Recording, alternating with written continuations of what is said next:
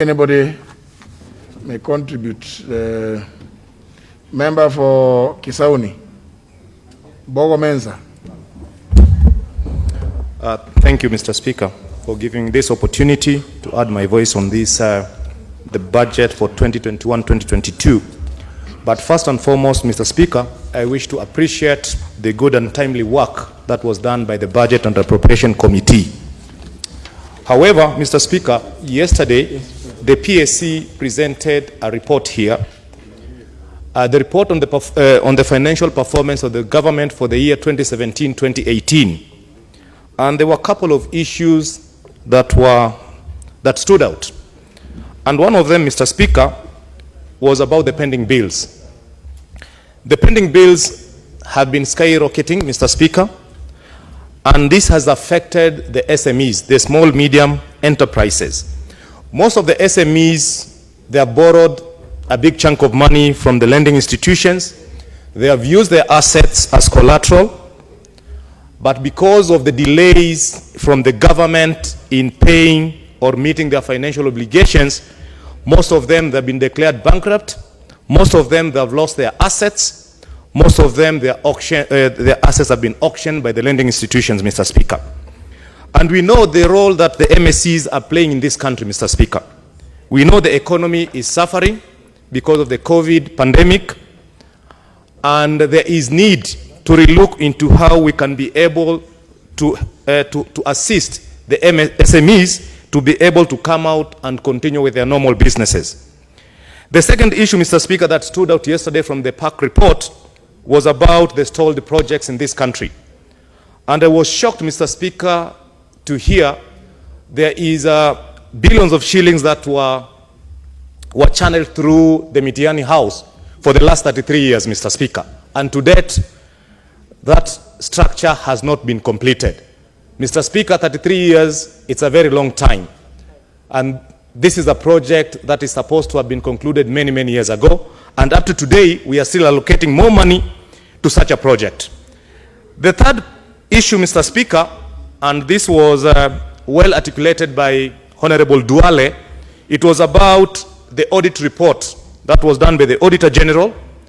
And we were told here, Mr. Speaker, in this floor of the House, that there were 14 state departments that their report was declared as non-disclaimer, meaning they could not make a detail on how they had spent their allocations. And I think this is a matter that the Budget and Appropriation Committee, they need to consider.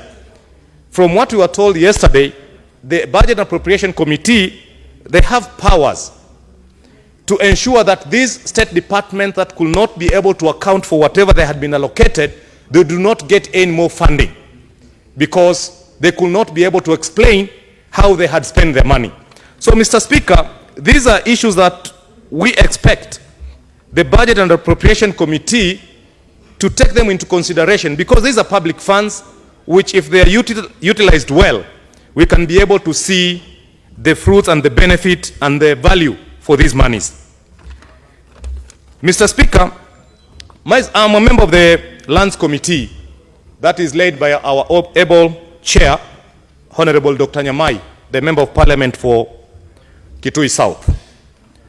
And when we went through the budget estimates for the Ministry of Lands and Physical Planning, we noted that the big chunk of money was allocated in titling, and there was none that was kept aside for settlement of the poor or the landless.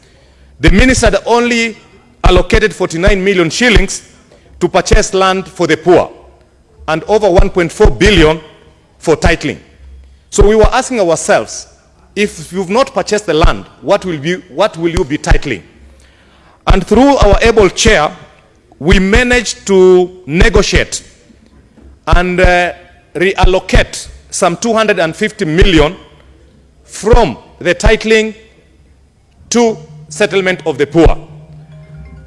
And I wish to appreciate this House, Mr. Speaker, because we presented a petition in this House, and thereafter we went to the ground, collected the views of the poor, and this petition was actually concerning my own constituency, in a ward called Junda, whereby we have land measuring about 122 acres that is owned by Taita Taveta Teachers Sacco. And this house passed that report that the government of Kenya should allocate funds to purchase this land and settle the poor. And I really appreciate this house because that report really assisted us in allocating the 250 million from titling into settlement of the poor. So as we speak, Mr. Speaker, the same was passed the Budget and Appropriation Committee, and it is appearing in their report, and we hope that this matter will be brought to a logical conclusion so that the elders, these Taita Taveta Teachers Sacco, they are very old people. Most of them, they have died because of age without seeing any benefit from their investment. So, Mr. Speaker, apart from that, in the Ministry of Lands, Mr. Speaker, we created a new state department called the Physical Planning Department. But we were also shocked, Mr. Speaker, being a new state department with a permanent a principal secretary, a whole state department with a principal secretary was only allocated some 60 million to run their affairs. And we know, Mr. Speaker, the physical department is a very critical department in this country. They are not involved on matters of land, but they're involved in everything.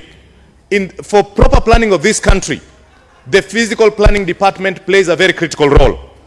But through our able chair, Mr. Speaker, we were able to remove or to reduce some monies from the titling and allocate it to the new department.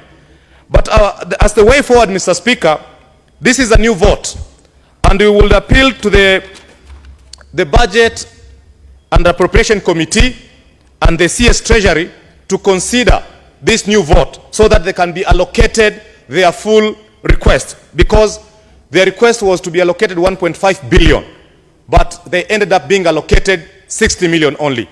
But the Budget and Appropriation Committee, through their own wisdom and through the wisdom of our chair of the Lands Committee, we managed to raise this figure from 60 million to 200 million so that they can be able to kickstart their critical work. Mr. Speaker, I also wish to commend the good work that was done by the Departmental Committee on Education, whereby they have allocated funds to recruit 5,000 new teachers. And the recommendation is these 5,000 new teachers, it will be done at the local level, at the constituency level, whereby 70% of those teachers should come from that constituency. So we expect this to be fully implemented so that we can be able to see our own people from the constituency who have graduated, who have the TSC numbers, being employed by the Ministry of Education so that they can be able to play the critical role. Mr. Speaker, the other issue is about the VAT on LPG, Mr. Speaker. This is a very critical matter, Mr. Speaker. I know initially LPG was zero rated to allow much and faster penetration of LPG because of the global warming, to protect our forests. But I think during the last financial year, during the budget estimates, the VAT was reintroduced. But nevertheless, Mr. Speaker, our people are still using charcoal, they are still using firewood for their day-to-day energy consumption. So, Mr. Speaker, there is need for this matter to be reconsidered again and zero rate the LPG, the VAT on LPG, so that we can allow our people, we can allow the LPG penetration to be much faster so that we can continue protecting our forests and also to deal with this matter of global warming. Finally, Mr. Speaker, is the issue of Kenya Revenue Authority. Mr. Speaker, there is need for Kenya Revenue Authority to be funded because we know Kenya Revenue Authority, they play a critical role in the collection of revenue in this country. However, Mr. Speaker, KRA can do much more than that. They can be able to bail companies that are suffering, the companies that are on the red because of maybe the COVID. We know this is happening in the US, whereby the revenue collector comes out to bail out companies so that they can be able to collect more revenue from these companies. They can be able to safeguard employment of our people So we believe if KRA is fully funded, they can be able to play this role and not to be the police, whereby they only come in. Leader minority.